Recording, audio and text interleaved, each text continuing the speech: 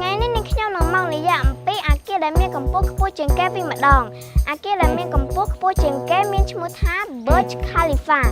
Burj Khalifa ស្ថិតនៅក្នុងទីក្រុងឌូបៃនៃប្រទេសអារ៉ាប់អគារនេះត្រូវបានសាងសង់ឡើងនៅឆ្នាំ2004និងបញ្ចប់ការសាងសង់នៅឆ្នាំ2010អញ្ចឹងមានន័យថាអគារនេះត្រូវប្រើរយៈពេល6ឆ្នាំទើបអាចសាងសង់អគារនេះរួចអគារនេះត្រូវប្រើកម្មករជាង12000អ្នកទើបអាចសាងសង់អគារនេះរួចអគារនេះមានកម្ពស់828ម៉ែត្រនិងមាន163ជាន់បងប្អូនអាចសម័យបានទេថាវាខ្ពស់ប៉ុណ្ណាអគារនេះមានកម្ពស់ខ្ពស់រហូតទៅដល់ដែលយើងអាចមើលថ្ងៃលិចចំនួន2ដងទី1នៅលើដីផ្ទាល់និងទី2នៅលើកំពូលអគារ Burj Khalifa មិន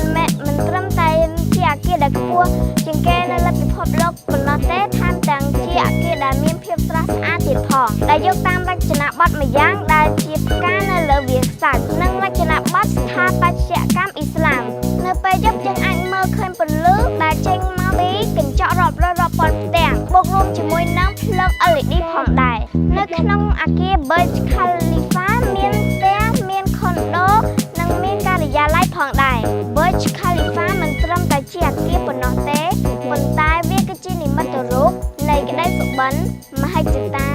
និងគំនិតច្នៃប្រឌិតភ្ញៀវទេសចរគ្រប់រូបអាចមើលទីក្រុងឌូបៃទាំងមូលនៅលើកំពូលអគារ